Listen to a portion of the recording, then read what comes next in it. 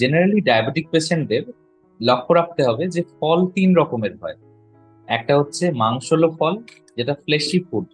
একটা হচ্ছে stone fruit, যেটা কামড়ে খেতে হয়। একটা হচ্ছে সিট্রাস ফ্রুট।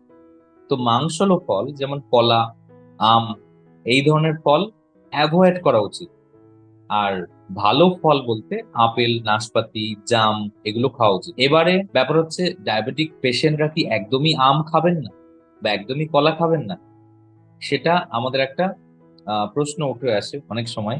তো সেক্ষেত্রে আমরা বলে রাখি যে আমের যদি আমরা খুব অল্প পরিমাণে প্রতিদিন সেবন করতে থাকি, সেক্ষেত্রে কিন্তু আমাদের অসুবিধা হওয়ার চান্স নেই। তবে খুব বেশি পরিমাণে আম, বেশি পরিমাণে কলা বা বেশি পরিমাণে আঙ্গুর, যেটা খুব মানে সুইট হয়, মিষ্টি হয়, তো সেগুলো ওই জন্য অ্যাভয়েড করতে হয়। আর লক্ষ্য রাখতে হবে আমাদের ডায়াবেটিক লোড যাতে খুব বেশি না বাড়ে।